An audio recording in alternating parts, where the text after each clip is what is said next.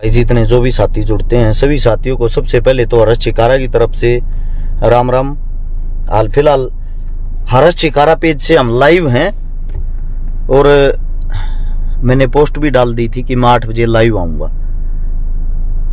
एक बार आप सभी साथियों से विनती है, आप सभी साथी जुड़ने के साथ साथ सभी साथी शेयर करें ताकि सभी तक यह पोस्ट पहुंच जाए कि इस टाइम हर्ष चिकारा भाई लाइव है। आप लोगों से एक बहुत ही जरूरी बात करनी है और मैं आप सभी साथियों से गुजारिश करूंगा, जो भी साथी जुड़ता जाऊंगा वो आगे से आगे इसको शेयर जरूर करता रहे। सोनू मलिक भाई राम राम मेरे भाई को, कैलाश सैनी भाई को राम राम, मिनी भारतीय भाई को जय भीम,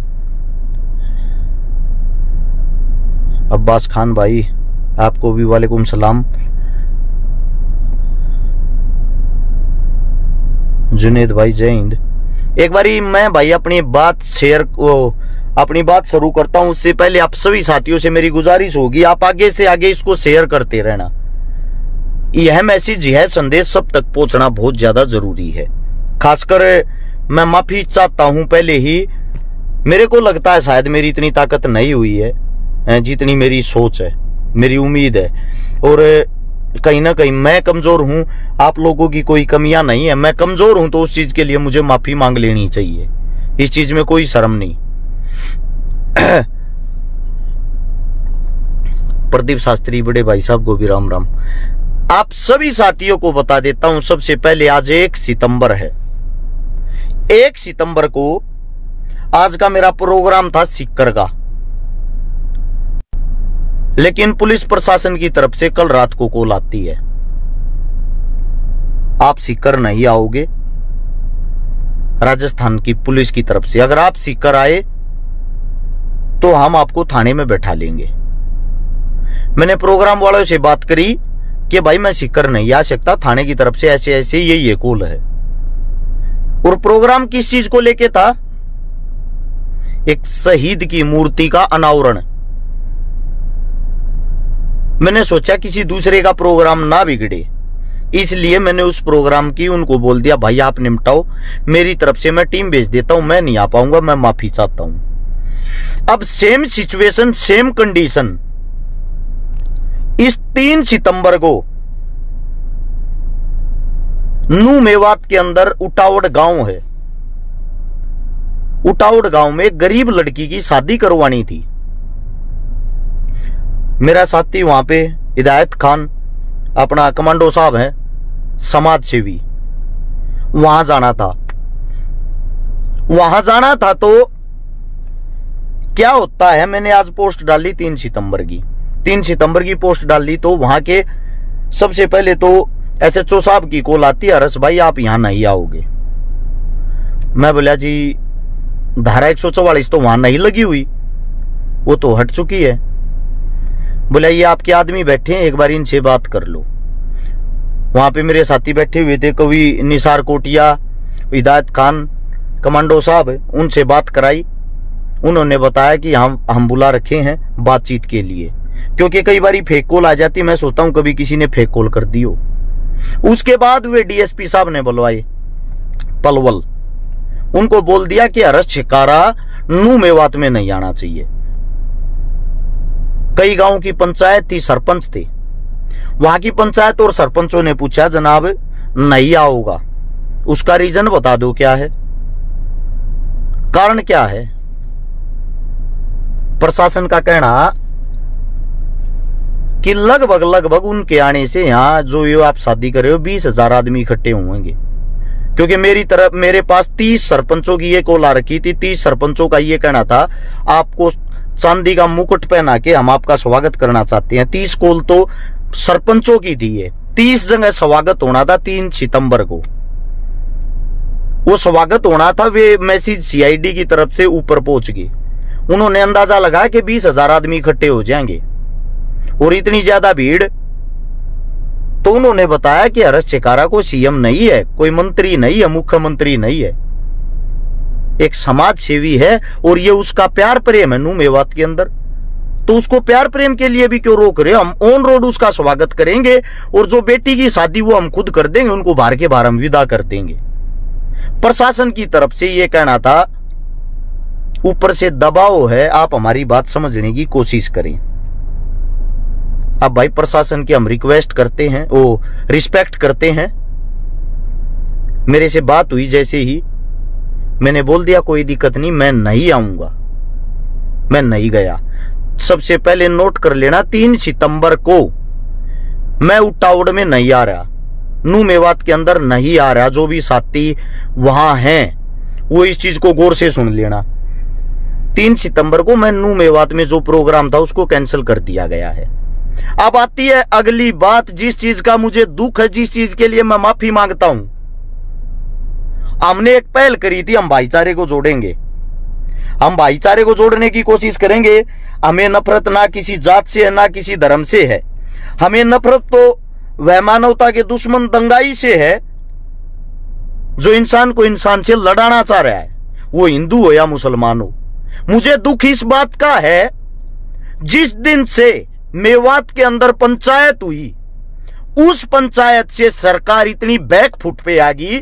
सरकार इस बात से डर रही है, मैं बताता हूं, मेरे पास डेली ऑफर आ रहे हैं। सरकार ये कह रही है हमारे से मुलाकात करो, मुलाकात करो, मीटिंग करो। सरकार की तरफ से ऑफर आ रहे हैं मेरे पास। मैं किसी गांव का सरपंच तक नहीं हूं। किस मारे? उनको ये लग रहा जो हिंदू मुस्लिम हमने फैलाना था उसको अरस शिकारा ने पहल करके समाज को जागरूक करके जगा के उस चीज को रोक दिया। इस बात का सरकार को बहुत बड़ा दुख है, बहुत ज्यादा बड़ा। अब मैं आप सबसे एक बात पूछना चाह रहा हूं, ये नफरत की आग जो इतने जोर से फैल रही है, आप लोगों का हृदय नहीं जल रहा? मैं बताता हूं आज कुछ कड़वी सच्चाई जो मेरा बोलने का मन है। सरकार की तरफ से यह भी हिदायत है, अगर अब भी आप सरकार की बात नहीं मानते हो, हमें भी पता आपके अंदर कोई कमी नहीं, लेकिन फिर भी किसी लड़की को पेश करके लड़की के झूठे केस में अरेस्ट शिकारा को 6 महीने तक अंदर डाल दो। जो लोग आज इसको समाज सेवी मानते हैं, इसको अपना भाई मानते हैं, जो इसके लिए ये इतना भाईचारा इकट्ठा हो रहा है, इसकी छवि तुरंत खराब हो जाएगी। ये हमारी हरियाणा की सरकार चाह रही, गवर्नमेंट। वो तो भला हो प्रशासन का, प्रशासन ने ये बोल दिया हम झूठे केस में नहीं फंसाएंगे, आप एविडेंस लाके दो, हम तुरंत अंदर डाल देंगे। सरकार की तरफ से ये संदेश था, एविडेंस कहां से लेके आए? ये किसी लड़की को बहन कहे बिना बात नहीं करता, किसी लड़की से मिलता जुलता बातचीत ये नहीं करता, कोई नशा ये नहीं करता, कोई गंदा कार्य ये नहीं करता। ऐसे तो इसका जो बैकग्राउंड वो तो एकदम साफ है। आज बताता हूं आप लोगों को, बहुत ही जल्द सरकार मेरे पे कोई वाहियात टाइप का केस लगाएगी जिससे मेरी सारी छवि खराब हो जाए। और इनके जो अंधभगत वो चल रहे हैं, ये था वो समाज सेवी अरेस्ट शिकारा। आज ही बता रहा हूं पहले ही ये बात। एक बार आप सभी साथियों से कहूंगा, बहुत जरूरी काम की बातें हैं, वो शायद पीछे बताने के लिए मैं रहूं ना रहूं, इसलिए आप सबसे गुजारिश करता हूं इसको शेयर जरूर करें। जो भी 7000 साथी देखने लग रहे हैं उन सबसे कह रहा हूं इसको शेयर जरूर करें। मैं आपके मान सम्मान की लड़ाई लड़ रहा हूं, मैं आपकी इज्जत की लड़ाई लड़ रहा हूं। बस फर्क इतना है, मैं किसी बड़े नेता मंत्री का बेटा नहीं हूं, मेरे ऊपर किसी बड़े नेता मंत्री का हाथ नहीं है।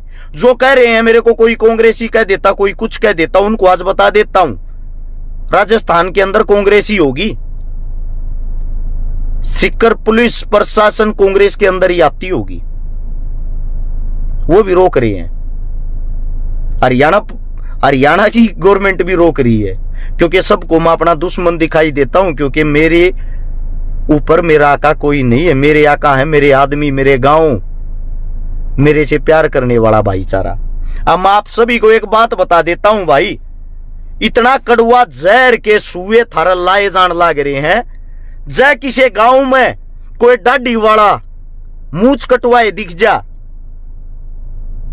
उसको मुस्लिम समझ के गांव के अंदर कुछ वाहियात कुचीट आदमी पीट देते हैं।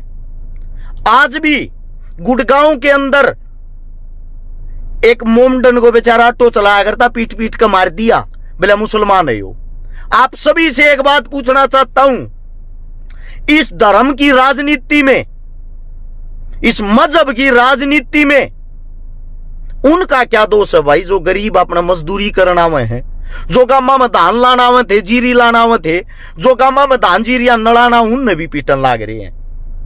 कौन सी व्यवस्था है ये, इससे कौन सा हिंदू बच्चा है? और मेरे को जो टारगेट कर रहे थे हिंदू मुसलमान के नाम पे, एक शब्द बता दो जिसके कारण मैंने हिंदू का अपमान किया हो या हिंदुओं को अपमानित किया हो। आप सबसे पूछ रहा हूं मैं ये बातें। मुझे दुख इस बात का है, मैं अपना हर रोज का दिन आखिरी दिन समझ के जीतता हूं। उम्मीद नहीं होती मेरे परिवार को भी शाम को ये वापिस घर आएगा नहीं आएगा। उसका रीजन ये, मेरे ऊपर किसी आका का हाथ नहीं है।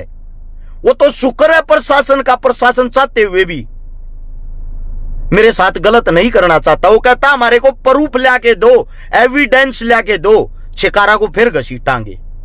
और वो दिन दूर नहीं जिस दिन मैंने नहीं घसीटेंगी सरकार, क्योंकि सरकार ने साफ शब्दों में ये कहा पार्टी ज्वाइन कर ले, अच्छा रहेगा।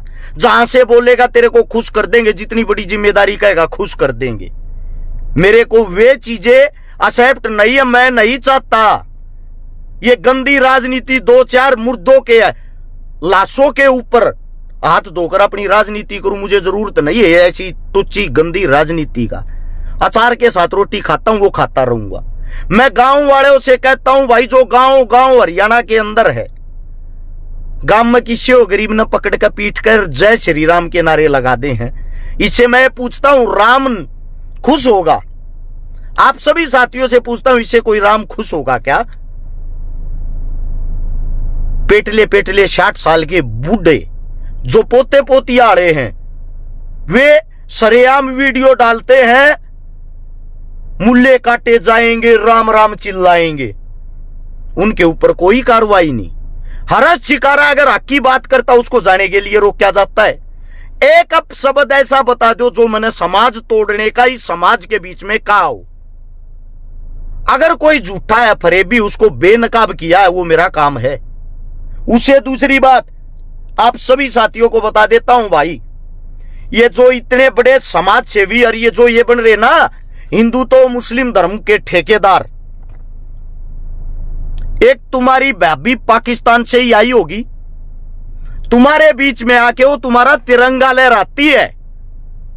क्या हिंदुस्तान के अंदर ऐसा कोई भी आदमी नहीं जो अपने तिरंगे को शान से लहरा सके? पाकिस्तान से आई हुई एक औरत यहां से चुनाव लड़के लोकसभा विधानसभा में बैठेंगी, तुम तालियां बजाओगे। क्या उखाड़ लिया उसका? कहां चला गया तुम्हारा हिंदू? तो एक बात और बता देता हूं, शहीद आजम भगत सिंह जिसको हम अपना भगवान मानते, आइडल मानते हैं,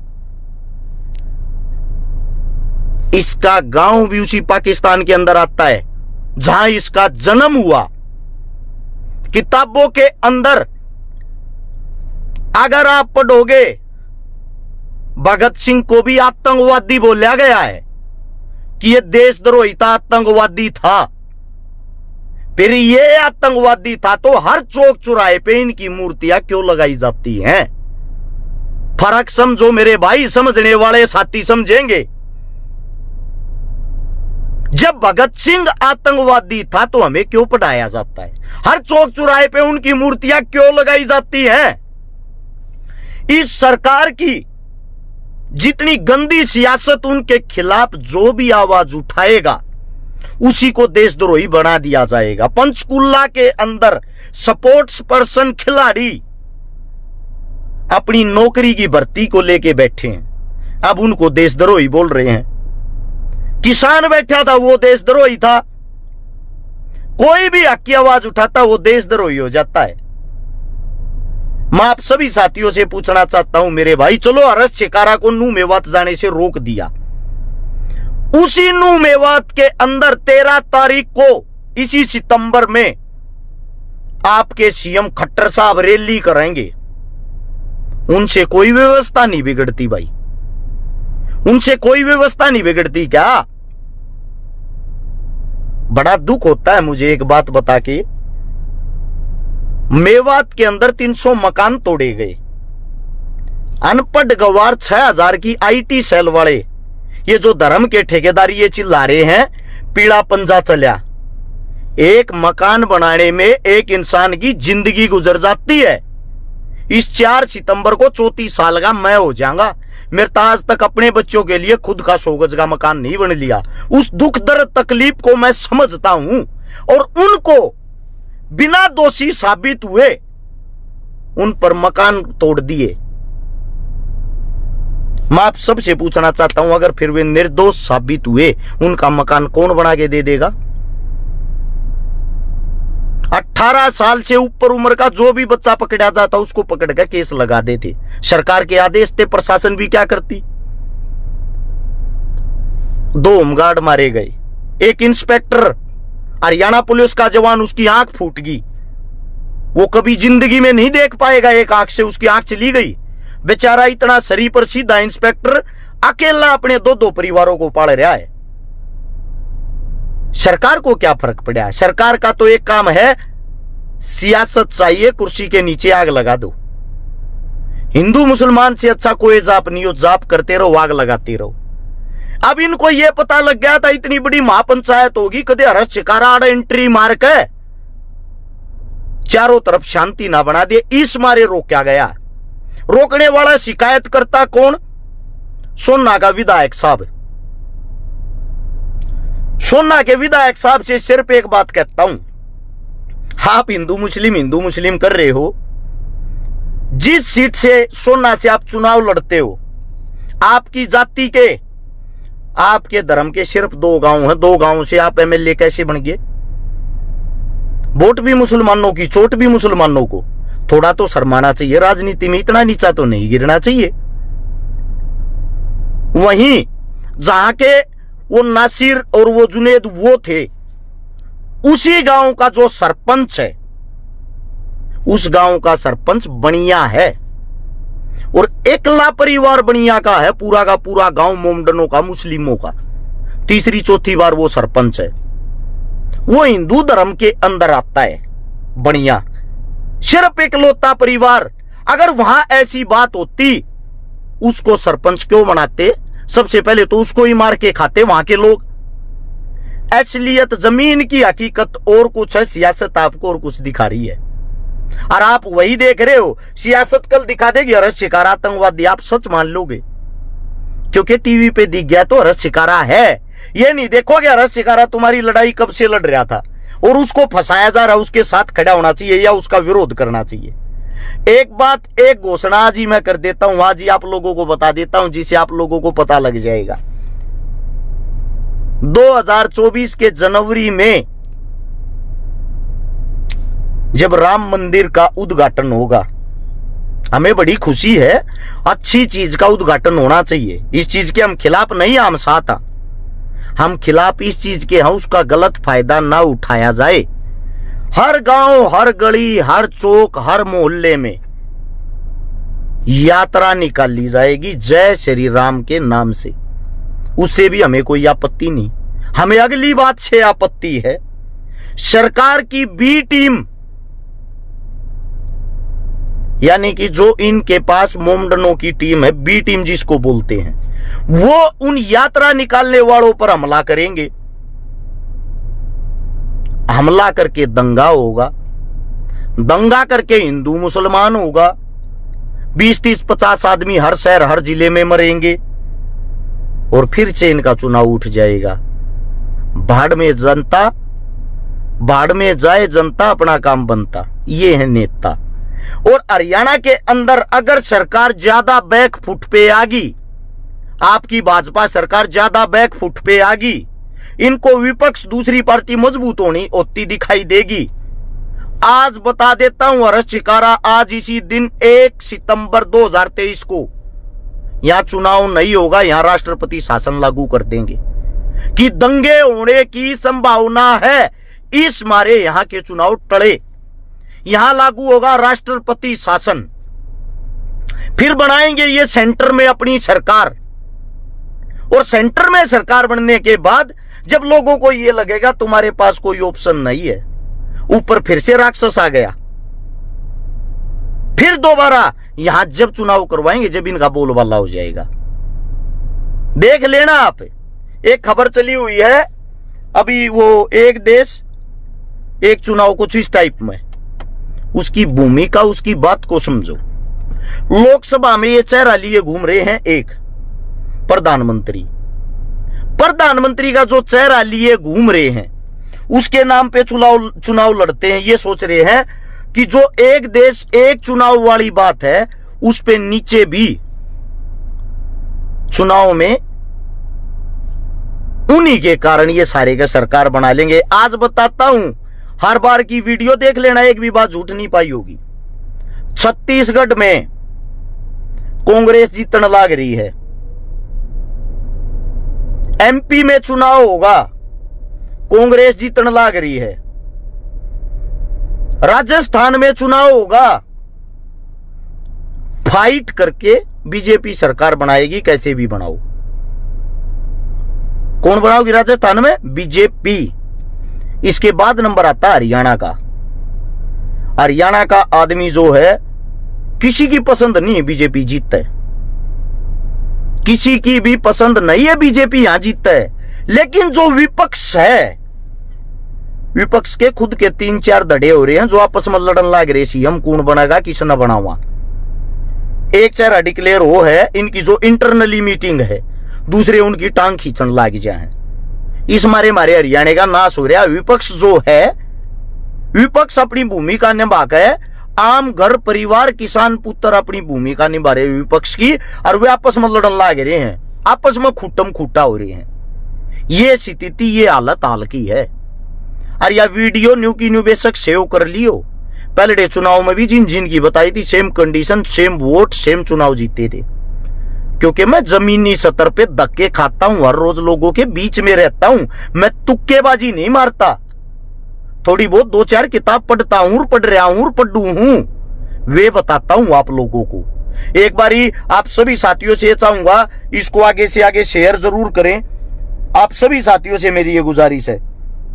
एक सबसे जरूरी बात, अभी अभी नीरज चोपड़ा, हरियाणा का सबसे बड़ा स्टार मेरी नजर में, भाई का मेडल आया है गोल्ड। सबसे पहले तो शुभकामनाएं मेरे भाई को।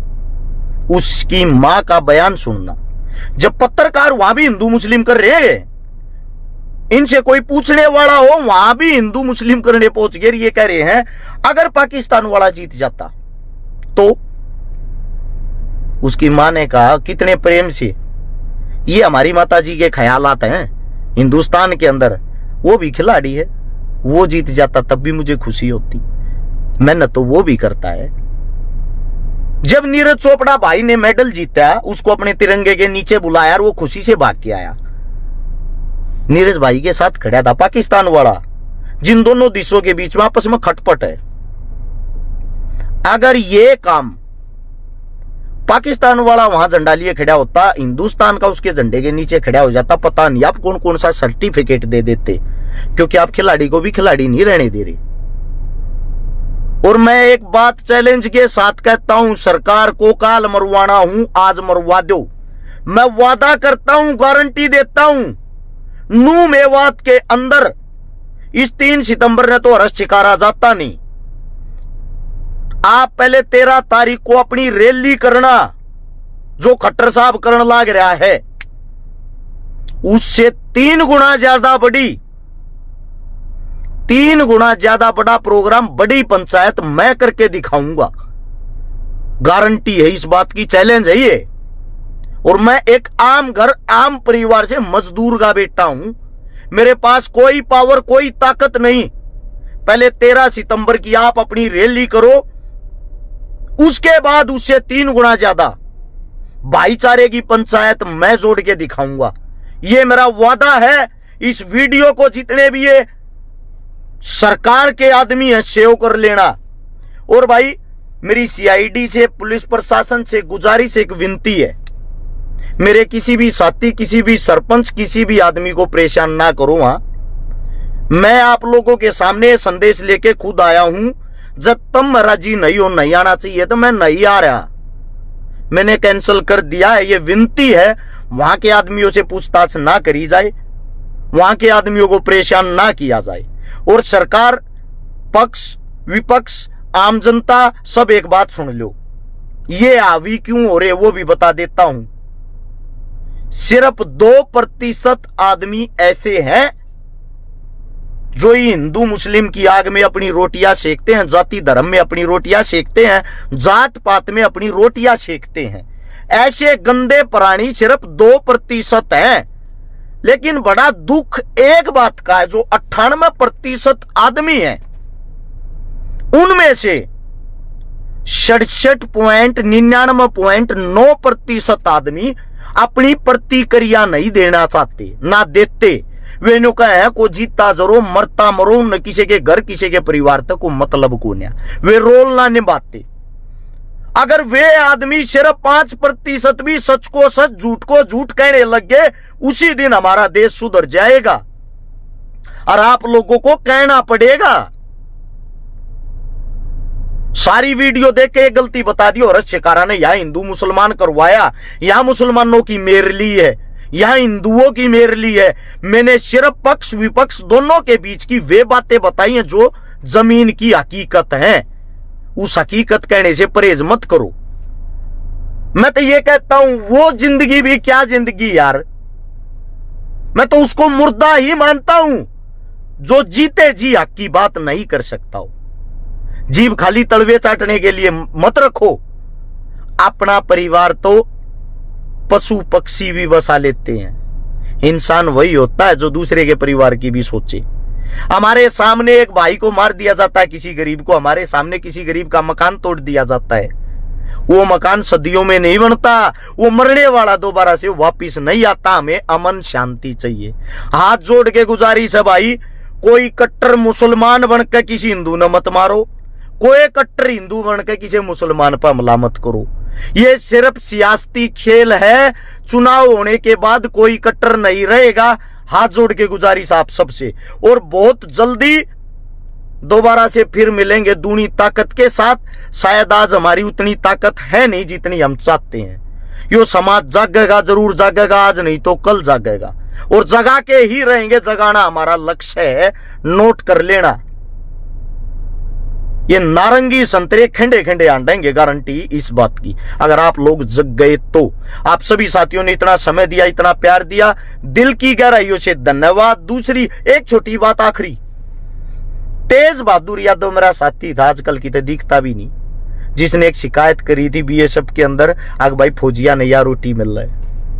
अरे जो थारे लिए जिया मरिया, जिसको 16 बार सरकार ने सम्मानित किया, 16 अवार्ड मिले, जिसके दादा ने आजाद हिंद फौज में नौकरी करी, जिसके बाप को दादा को ताम्र पत्र मिला सरकार से, अरे जिनकी पीढ़ियां खपगी थारी सेवा करते करते, तब न तू उसको भी दाल बहादुर पाकिस्तानी देशद्रोही पता नहीं के सर्टिफिकेट दे दिए थे रे।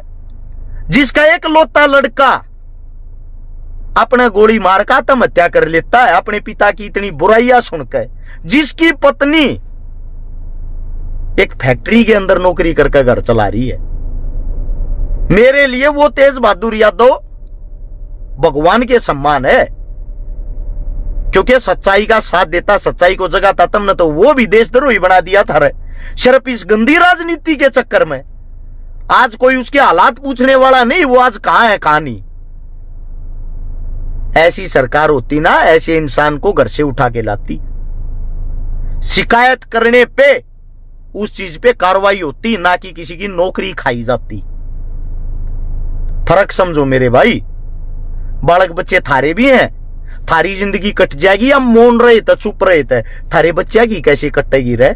उसकी और कोई इज्जत उतारेगा, इससे अच्छा अमन शांति बनी रहेगा। अच्छा किसी नेता मंत्री का छोरा मरिया किसी दंगे में, बता दो मरिया होता है, और जो आम जनता मरी है, हिंदू मरिया हो, मुसलमान मरिया हो, पुलिस वाला मरिया हो, होमगार्ड मरिया हो, सरकार ने किसी का को सहारा लाया हो, दिए किसी तक करोड़ 2 करोड़ 5 करोड़। ये जो दंगा करा के गाड़ियां जली, घर जले, मकान जले,